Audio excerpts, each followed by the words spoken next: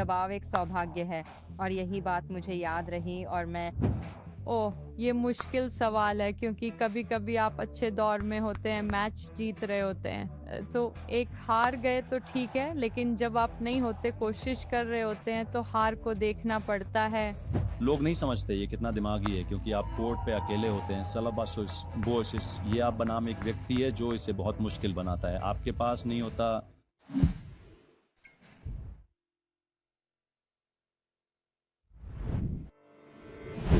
हे दोस्तों, मैं मनन हूँ। एक हफ्ते पहले मैं बेंगलुरु में बिली जीन किंग कप देखने गया था और मुझे लगता है कि मैंने क्रिकेट से बेवफाई की है।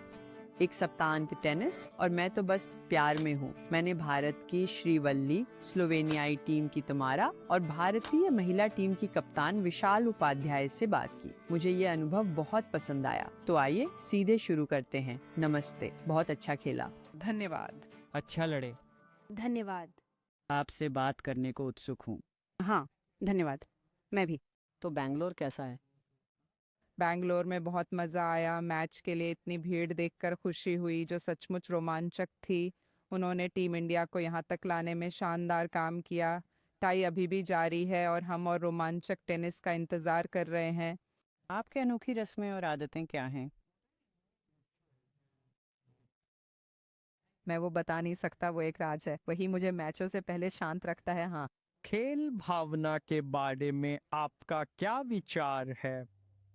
हम हर पॉइंट पे अपना 100% देते हैं, जीते या हारें। मुझे लगे कि मैंने अपना सब दिया, यही खेल की सबसे अच्छी बात है। आपको टेनिस किसने बताया? टेनिस में मेरा आना अचानक हुआ। मैं सुंदर ड्रेसेस की वजह से इस खेल में आई, बस ऐसे ही। और यहाँ आकर मैंने इसे अपनाया और पेशेवर बनना चाहा और मुझे इससे प्यार हो गया। टेनिस में फैशन और आत्मविश्वास का क्या महत्व है? यही हम सबके लिए एक कवच है और आखिर में फैशन ही वो है जिसका महिलाएं इंतज़ार करती हैं और यही खेल में रौनक लाता है। टेनिस फैशन में कितना मजा आता है? ओह ओह, बहुत ज़्यादा। क्योंकि आज तक जब भी मैं मैच जीतती हूँ, पापा से कहती हूँ चलो वो ड्रेस लेते हैं, मैंने मुश्किल मैच जीता है। इसी से मैं खेल में हूँ, यही मुझे प्रेरित करता है। अब तक सबसे मुश्किल कौन था? आज कहूँ क्या? आज। हाँ। अच्छा, क्या तुम्हारी खेल शैली बचपन में देखे किसी से आई है? बचपन में मैं मारिया शारापोवा के कपड़ों की वजह से दीवानी थी, लेकिन मैं सबालेंका और रायबाकिना को बहुत मानती हूँ क्योंकि मुझे लगता है कि मेरे खेल में उनकी थोड़ी झलक है। जीत या हार के बाद सबसे पहले किसे फोन करते या गले लगाना चाहते हैं? असल में कोई नहीं, जीतूं या हारूं, मुझे 20-30 मिनट अपना समय चाहिए। फिर सबसे पहले मैं माँ या पिताजी से बात करूँगा। आप जीत कैसे मनाते हैं? क्रम नहीं रुकता। आप माता पिता और कोच से बात करते हैं, कुछ हौसला मिलता है और फिर क्रम नहीं रुकता। आप कल के अगले मैच के लिए तैयार होते हैं। सारा खेल देखते हो? हाँ, मैं देखता हूँ क्योंकि हर मैच से कुछ सीखने को मिलता है, चाहे जीतें या हारे। तो अगर मुझे अपने मैच के क्लिप्स मिले, मैं ज़रूर देखता हूँ। टूर्नामेंट की तैयारी में दबाव को कैसे संभालते हैं? जैसा कि बिली जीन किंग ने कहा था, क्योंकि ये वो मंच है जहाँ हम बिली जीन किंग कप खेल रहे हैं, दबाव एक विशेषाधिकार है।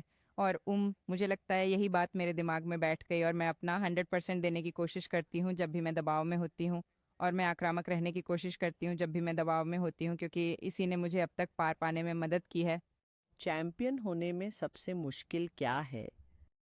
सबसे मुश्किल ये सच में मुश्किल सवाल है क्योंकि मुझे अब तक इसमें कुछ मुश्किल नहीं लगा। मैं अभी सीख रहा हूँ और मुझे नहीं लगता सीखने की प्रक्रिया कभी रुकती है।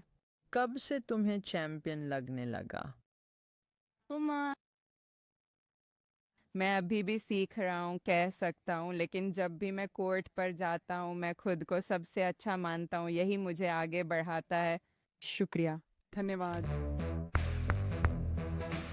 नमस्ते, तुम्हारा जीत की बधाई। आप शानदार खेलें। आभार। आपकी सुबह की दिनचर्या क्या है, खेल के दिन या गैर खेल के दिन? खैर, मेरी सुबह की दिनचर्या वैसी ही है, मुझे लगता है। टूर्नामेंट में जिस दिन मेरा मैच ना हो या मैच हो, मैं सुबह 8 या 9 बजे के करीब उठना पसंद करता हूँ। अगर समय मिले तो, अगर मैच दोपहर में हो तो देर से नाश्ता करता हूँ। नाश्ते में अंडे खाता हूँ। लेकिन अगर जाहिर है मैच 11 बजे हो तो तैयारी के लिए पहले आना पसंद है। कोर्ट से पहले नाश्ते में क्या? हाँ, सुबह अंडे पसंद है। टेनिस फैशन में कितना मज़ा।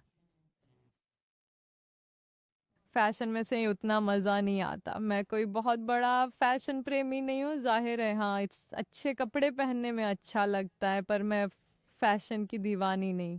आपके कोच कैसे हैं? मेरा कोच बॉस अब है।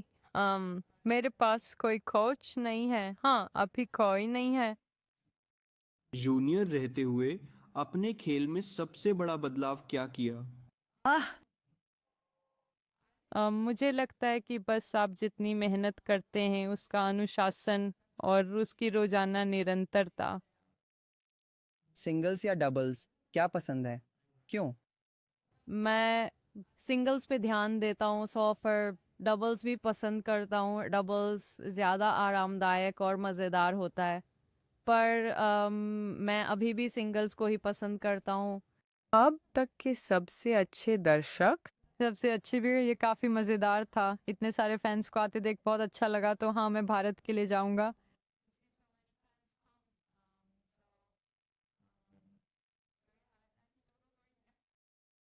पसंदीदा ग्रैंड स्लैम कौन सा और क्यों? रोलैंड गैरोस ही कहूँगी, क्योंकि वहाँ सेमी तक पहुँची थी, इसलिए अच्छी यादें हैं।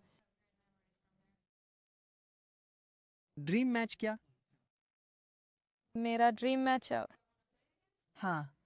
ओह हाँ, मैं कहूँगा मेरे द्वार से पहले का कोई मैं जस्टिन हेनिन के खिलाफ खेलना चाहूँगा। पसंदीदा खेल की जगह? Clay court. आपका टेनिस लक्ष्य क्या है? टेनिस के जरिए एक इंसान के तौर पर खुद को निखारना, क्योंकि टेनिस हर दिन अजीब और मुश्किल हालात में डालता है। अगर मैं इन चुनौतियों से खुद को निखार सकूं तो यही मेरा लक्ष्य होगा। टेनिस और अन्य काम कैसे संभालते हैं? यार, मेरे पास टेनिस की प्राथमिकता है, तो बॉस, यही मेरा मुख्य ध्यान है। हमें हार से मिली सीख बताओ। ओ मुश्किल सवाल, क्योंकि कभी कभी आप अच्छे दौर में होते हैं, मैच जीत रहे होते हैं, तो एक हार भी गए तो चलता है। लेकिन जब नहीं, तो हार को सीखने का मौका समझना होगा, जैसे अपनी भावनाओं को काबू करना। चाहे वह यह हो कि मैंने ये ठीक से नहीं किया, मुझे इसका अभ्यास करना है। तो मैं कहूँगा कि मैं बस खुद के लिए सोचता हूँ कि टेनिस कोर्ट पर मेरे लिए क्या सही है। मैंने सीखा है कि मैच को निष्पक्ष होकर कैसे देखें और उन चीज़ों का अभ्यास करें जिनमें मुझे बेहतर होना है। अगर आपको पिछली यादें सोचनी पड़े तो आपका मन कहाँ जाता है, बड़ी जीत में या बड़ी हार में? रोलाम गैरोस सेमीफाइनल और 2023 में बिली जीन किंग के सेमीफाइनल में पहुंचना, वो बहुत खास तम। क्या रोलैंड गैरोस फ्रेंच ओपन है? हाँ, फ्रेंच ओपन। शुक्रिया, अच्छा हो। नमस्ते कैप्टन, आने का शुक्रिया। कैसा चल रहा है?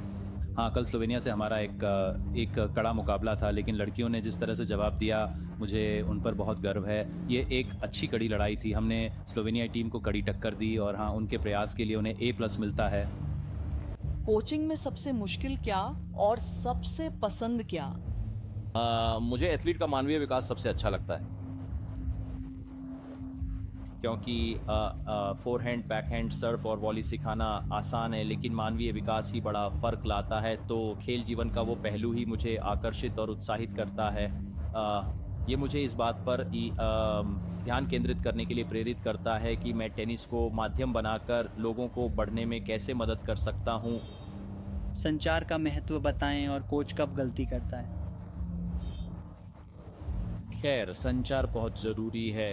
आपको अपने खिलाड़ी को समझाना होगा कि आप क्या चाहते हैं, तो बातचीत अहम है।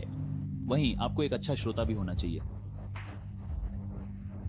सिर्फ आपकी बकबक से काम नहीं चलेगा। आपको अपने खिलाड़ियों की सुननी भी होगी। इस दो तरफा संवाद से ही आप खिलाड़ी की बेहतरीन मदद कर सकते हैं। अपने बारे में और मेरी पृष्ठभूमि, मैं दिल्ली में ही पैदा हुआ, पला बड़ा और शायद यही मरूंगा भी। मैं मॉडर्न स्कूल बाल कामा रोड गया, फिर मैंने अपनी graduation Shri Ram college of commerce से की। और वह सिर्फ एक बैकअप प्लान था क्योंकि टेनिस हमेशा मेरा प्यार था और मैं हमेशा भारत के लिए खेलना चाहता था। वो मेरे जीवन में सबसे बड़ी बात थी। जूनियर के तौर पर मैं अंडर 16 और अंडर 18 में नंबर 1 पर था और फिर मैं भारत के लिए डबल्स खेलने गया। 2002 में एशियन गेम्स का मेडल जीता। टेनिस मेरी ज़िंदगी रही है, अब मैं ऐसे वापस दे रही हूँ। मुझे भारत में महिला टेनिस पर बहुत विश्वास है, इसलिए मैं इसके लिए बहुत प्रयास करती हूँ। आपकी कोचिंग शैली क्या है? मेरा कोचिंग स्टाइल ये दिलचस्प है। एक जो विचारशील हो और ज़रूरत पड़ने पर सख्त भी, लेकिन सबसे ज़रूरी है कि मैं खेल का बेहतर छात्र बनूं ताकि टीम या खिलाड़ियों को बता सकूं कि मैं उनसे क्या करवाना चाहता हूं। तो कोचिंग शैली खिलाड़ी पर निर्भर करती है। आपको उनकी शख्सियत समझकर उसी अनुसार कोचिंग देनी होगी, क्योंकि जैसा मैंने कहा, फोरहैंड बैकहैंड सिखाना आसान है। फुटवर्क, फिटनेस सबसे अहम क्या है? एंड मेरे लिए टेनिस खिलाड़ी में गति सबसे महत्वपूर्ण है। शक्ति पर जोर है, पर गति ही अहम है, क्योंकि गेंद तक न पहुंचने पर शक्ति बेकार है।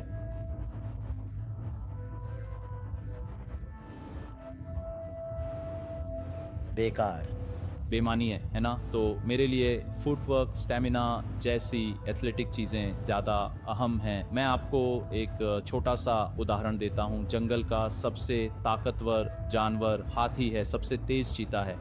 दुनिया पे उनमें से कोई राज नहीं करता, शेर राज करता है, क्योंकि उसमें गति और शक्ति का मेल है ना? तो एक एथलीट के तौर पर आप में गति और शक्ति होनी चाहिए, लेकिन गति सबसे ज़रूरी है, क्योंकि अगर आप गेंद तक नहीं पहुँच सकते तो आपकी शक्ति बेकार है। क्या टेनिस सिर्फ मानसिक है? खैर, ये बहुत मानसिक है। ये ज़्यादातर लोग नहीं समझते कि ये कितना मानसिक है, क्योंकि आप कोर्ट पर अकेले होते हैं। ये आप बनाम दूसरा व्यक्ति होता है जो इसे बहुत मुश्किल बनाता है। भले ही हम टीम इवेंट में हों और टीम आपके पीछे हो, लेकिन कोर्ट पर आप ही होते हैं जो बनाई गई योजनाओं को लागू करते हैं। तो ये एक बहुत मुश्किल खेल हो सकता है, और मेरे लिए टेनिस एक खेल के रूप में 90% मानसिक है। खिलाड़ी का प्रदर्शन सुधारने के लिए कौन से अभ्यास कराते हैं? खैर, बहुत सारे हैं। मेरा मतलब है, एक या दो बताना बहुत मुश्किल है, क्योंकि या इस बात पर निर्भर करता है कि आप अपने खिलाड़ी के साथ किस पर काम कर रहे हैं, उनमें क्या कमी है, उन्हें सबसे ज़्यादा सुधार की कहाँ ज़रूरत है। तो मुझे लगता है ये एक बहुत बड़ा विषय है कि बस एक या दो कहाँ जाए। खिलाड़ियों को सर्व मैकेनिक्स और रणनीति कैसे सिखाते हैं? हाँ, फिर से देखिए, इंसानों की खूबसूरती ये है कि हम सब अनोखे हैं, इसलिए आपको हर व्यक्ति को बहुत अलग तरह से देखना होगा, जबकि खेल के मूल सिद्धांत वही रहते हैं। लेकिन हर किसी की अपनी खासियत होती है और आपको सीखना होगा कि तकनीक को उनकी खासियत के हिसाब से कैसे ढालें, है ना? इतना व्यक्तिगत है कि सबके लिए सब कुछ निजी करना होगा। मेहनत का मूल्य और अच्छे परिणाम खिलाड़ियों को कैसे सिखाएं? हाँ, मैं बच्चों, टीम और दूसरे खिलाड़ियों से हमेशा कहता हूँ कि सबसे ज़रूरी चीज़ रवैया और मेहनत है। ये वो चीज़ें हैं जिन्हें आप सच में नियंत्रित कर सकते हैं और आपको इन्हीं पर ध्यान देना चाहिए। अगर आप इस पर ध्यान दें तो खेल अपने आप संभल जाता है। तो मेरे लिए रवैया और प्रयास सबसे ऊपर हैं। करियर में अफसोस? करियर में कोई पछतावा? मैं जीवन में ज़्यादा पछतावा नहीं करता, पर हाँ, शायद खेलने के दिनों में और समर्थन मिलता तो खिलाड़ी के तौर पर और आगे जा पाता, पर मैं पीछे मुड़कर नहीं देखता, जो हुआ सो हुआ। तो एथलीटों को प्रतिबद्ध कैसे रखें जब प्रयास सफल न हो?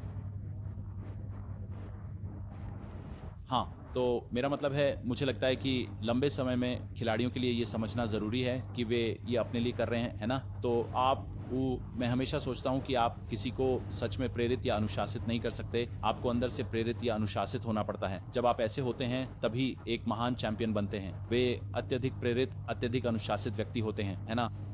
तो मुझे लगता है कि जब एथलीट थोड़ा निराश महसूस करते हैं तो हमें उन्हें सहारा देना होगा, हमें उन पर दबाव नहीं डालना चाहिए, हमें उनकी मदद करनी चाहिए, उनका साथ देना चाहिए, उन्हें जिस भी मानसिक परेशानी में वे हैं उससे बाहर निकलने में मदद करनी चाहिए। एथलीटों की मदद करना ही सबसे महत्वपूर्ण है। धन्यवाद कोच रतनवीर, शुभकामनाएं। शुक्रिया। जुड़ने के लिए धन्यवाद। बैंगलोर में Billie Jean King cup live देखना एक अद्भुत अनुभव था। तुम्हारा बिल्कुल अजेय थी। कोर्ट पर उसकी जबरदस्त ताकत थी। भारत के लिए जोरदार टक्कर देने वाली श्रीवल्ली को सलाम। मुझे कोर्ट की ऊर्जा बहुत पसंद आई। तब तक मैं मनन माइक एंड मैजिक से विदा लेता हूँ। अगले एपिसोड में मिलते हैं।